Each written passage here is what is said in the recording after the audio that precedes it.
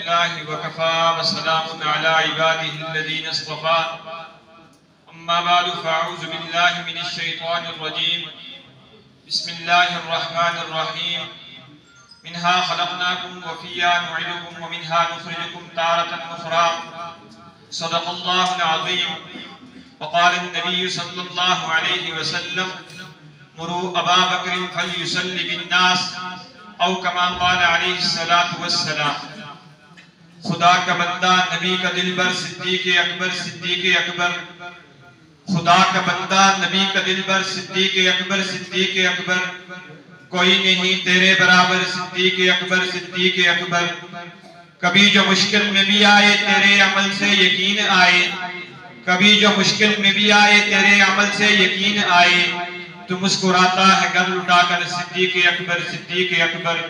عقیدت کے پھول لے کر تیرے قدموں کی دھول لے کر، عقیدت کے پھول لے کر تیرے قدموں کی دھول لے کر بنا لوں میں اپنی جبی کا جوہر صدیق اکبر صدیق اکبر. محترم و مکرم سامعین، مہمانان گرامی، بھائیو دوستو، السلام علیکم ورحمۃ اللہ وبرکاتہ.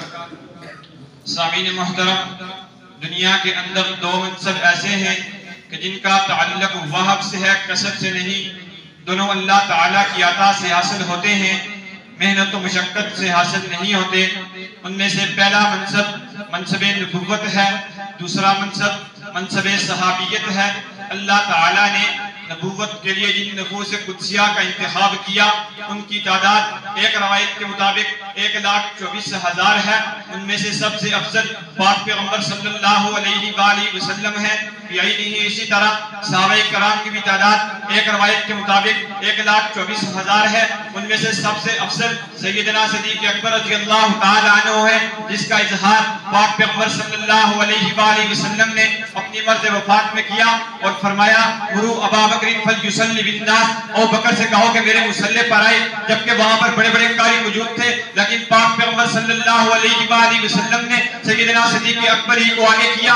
اس سے پتہ چلا کہ سب سے افضل سیدنا صدیق اکبر رضی اللہ تعالی عنہ ہے. اللہ تعالیٰ قرآن میں ارشاد فرماتے ہیں ثانی اثنین اذ ہما فی الغار اذ یقول لصاحبہ لا تحزن ان اللہ معنا. حضرت مولانا محمد ادریس کاندھلوی رحمہ اللہ معارف القرآن کے اندر اس آیت کے تحت لکھتے ہیں کہ اس آیت سے سیدنا صدیق اکبر رضی اللہ تعالی عنہ کی فضیلت بالکل ظاہر ہے. اور یہی وجہ ہے کہ اللہ تعالیٰ نے اس آیت کے اندر سیدنا صدیق اکبر رضی اللہ تعالی عنہ کی رفاقت کو ذکر کیا اور حضرت علی رضی اللہ تعالی عنہ کے سلانے کا واقعہ ذکر نہیں کیا.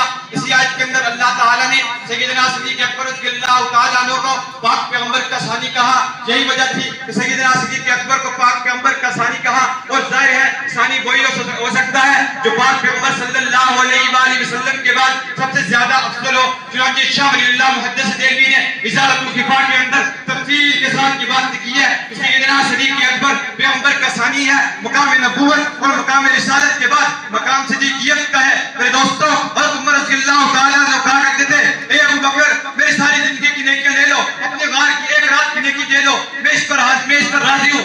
نجم البلاغہ کے اندر یہ بات لکھی ہے کہ حضرت علی رضی اللہ تعالیٰ عنہ نے سیدنا صدیق اکبر رضی اللہ تعالیٰ عنہ کے بارے میں کہا تھا کان افضل فی الاسلام، اسلام میں سب سے زیادہ افضل سیدنا صدیق اکبر ہے. میرے دوستو، سیدنا صدیق اکبر کی فضیلت کو بیان کرنے کے لیے وقت کے دامن میں گنجائش نہیں. چنانچہ مولانا ہاشم تھانوی نے افضلیت ابو بکر کتاب لکھی ہے، اس کے اندر انہوں نے دلائل کیے ہیں اور سیدنا صدیق اکبر کی افضلیت پر دلائل کیے ہیں اور 160 روایتیں لائے ہیں. اور مزے کی بات یہ ہے کہ 160 روایتوں کے راوی حضرت علی رضی اللہ تعالی عنہ ہے. اور حضرت علی رضی اللہ تعالی عنہ نے سیدنا صدیق اکبر رضی اللہ تعالی عنہ کی وفات کے موقع پر چند پیار بھری باتیں کہی تھی، جس کو امام اصفہانی نے اپنی کتاب معرفت الصحابہ کے اندر نقل کیا ہے کہ حضرت علی رضی اللہ تعالی عنہ نے سیدنا صدیق اکبر رضی اللہ تعالی عنہ کے مناقب اور خصوصیات کو بیان کرتے ہوئے کہا تھا اشباہم برسول اللہ صلی اللہ علیہ وسلم حجیوں وسمتوں ورحمتاً وفضلہ.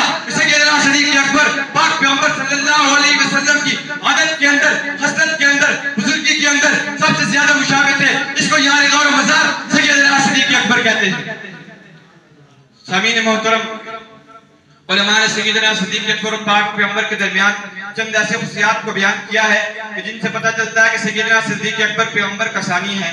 ان میں سے چند ایک پر آپ کی توجہ دلانا چاہوں گا کہ جس طرح پاک پیغمبر صلی اللہ علیہ وآلہ وسلم کی پیدائش کی اور خوشخبری دی گئی، اسی طرح سیدنا صدیق اکبر رضی اللہ تعالیٰ عنہ کی پیدائش کی اور خوشخبری دی گئی، اور غیب سے آواز آئی یا امۃ اللہ بالتحقیق البشرا بالولد العتیق اسمہ فی السماء صدیق لمحمد صاحب و رفیق۔ جس طرح پاک پیغمبر صلی اللہ علیہ وآلہ وسلم نے کبھی شراب نہیں پی، اس طرح سیدنا صدیق اکبر نے کبھی شراب نہیں پی، اس طرح پاک پیغمبر صلی اللہ علیہ وآلہ وسلم نے کبھی شعر و شاعری نہیں کی، اس طرح سیدنا صدیق اکبر رضی اللہ تعالیٰ عنہ نے کبھی شعر و شاعری نہیں کی۔ حضرت اماں عائشہ فرماتی ہیں واللہ ما قال ابو بکر شعرا قط فی الجاہلیۃ والاسلام۔